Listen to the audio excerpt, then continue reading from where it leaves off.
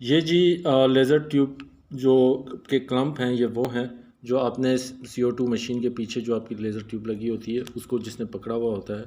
मुझे ये नहीं पता ये क्लम्प बाज़ार से प्लास्टिक के कितने के मिलते हैं, और इवन मुझे ये भी नहीं पता ये कहाँ से मिलते हैं, और इसकी प्राइस वगैरह के मुतालिक भी मुझे कुछ नहीं पता। तो मुझे ज़रूरत थी इन क्लम्पों की, तो मैंने इसको खुद से डिज़ाइन कर लिया अपने लिए।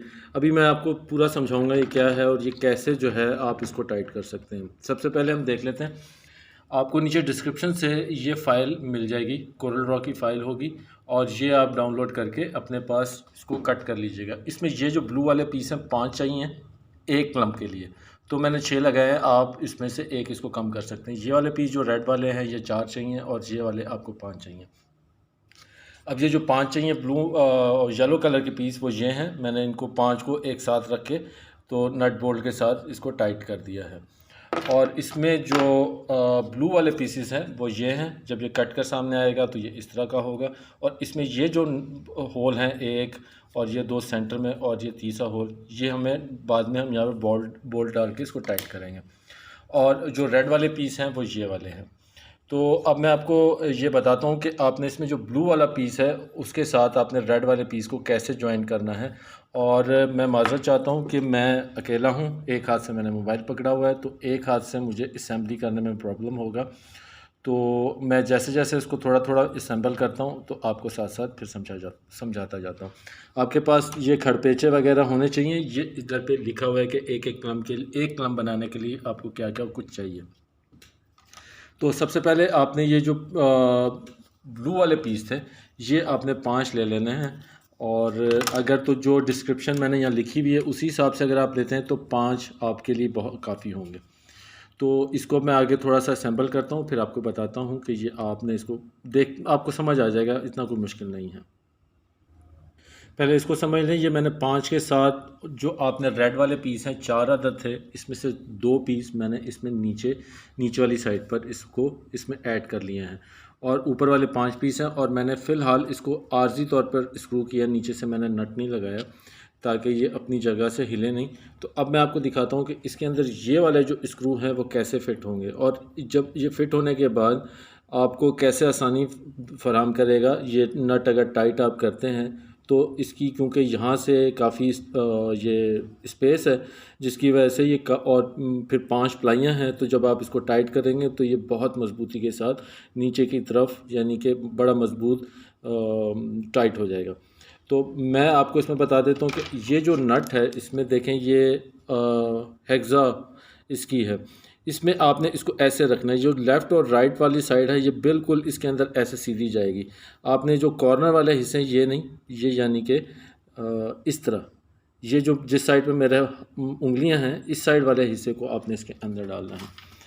और जब ये आप इसको अंदर डालेंगे तो ये यहाँ पर पे फिक्स हो जाएगा, यानी कि जब आप इसको नीचे से नट को घुमाएंगे तो ये यहाँ से हिलेगा नहीं। एक वॉशर आपने, ये जो स्पेस इसमें बनी है ये वॉशर के लिए मैंने बनाई है, और ये देखें ये इसके अंदर बैठ गया। और इसी तरह दूसरा वॉशर जो है वो काफ़ी स्ट्रेंथ देगा आपके इस नेट बोल्ट को, कि जिससे आप अच्छी तरह से इसको टाइट कर लेंगे। अब इसके ऊपर आपने ये मैंने यहाँ से ये देखें निकाल दिए, और इसके ऊपर आपने जो रेड कलर के पीस हैं ये वाले, ये आपने 2 इसके ऊपर लगाने हैं ऐसे, और इसके ऊपर एक और, ताकि इसको मजबूती आ जाए। ये आज़ाद चाहता हूँ, एक हाथ से कहता हूँ। तो अब आपने यहाँ पर पे अपने ये जो नट बोल्ट थे ये वाले छोटे वाले, ये इसमें डालकर तो दूसरी तरफ से इसको नट लगाकर तो टाइट कर देना। अभी मैं इसको टाइट कर लूँ फिर मैं आपको आगे दिखाता हूँ।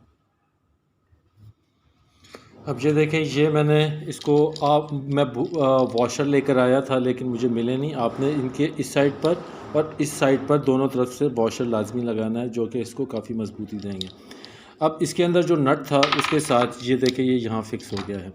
दूसरे का मैंने अभी नट जो है वो बोल्ट जो है वो निकाला हुआ है, ये मैंने वॉशर लगाई। जब आप इसको नीचे से रख कर अपनी मशीन में डालने के बाद इसको टाइट करेंगे यहाँ से रख के, तो इसके अंदर जो आपका जो नट है वो क्योंकि एक जगह आपने फ़िक्स किया हुआ है तो ये उधर पे जाकर उसके अंदर ये देखें ये ऐसे करके टाइट हो जाएगा।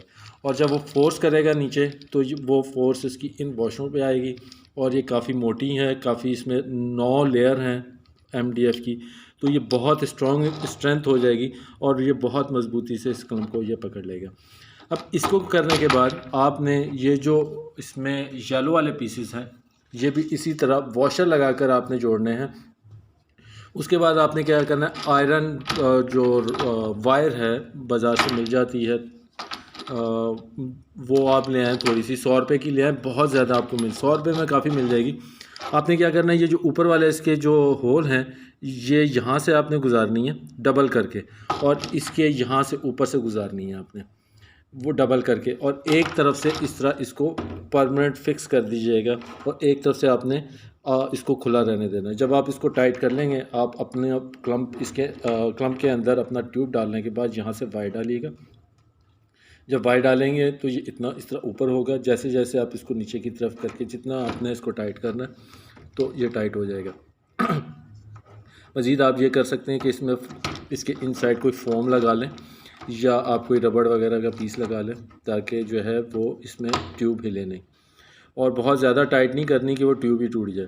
तो असल मकसद सिर्फ ये है कि हिले नहीं और इसका बैलेंस जो दोनों तीनों क्लम्प का है वो सेम रहे।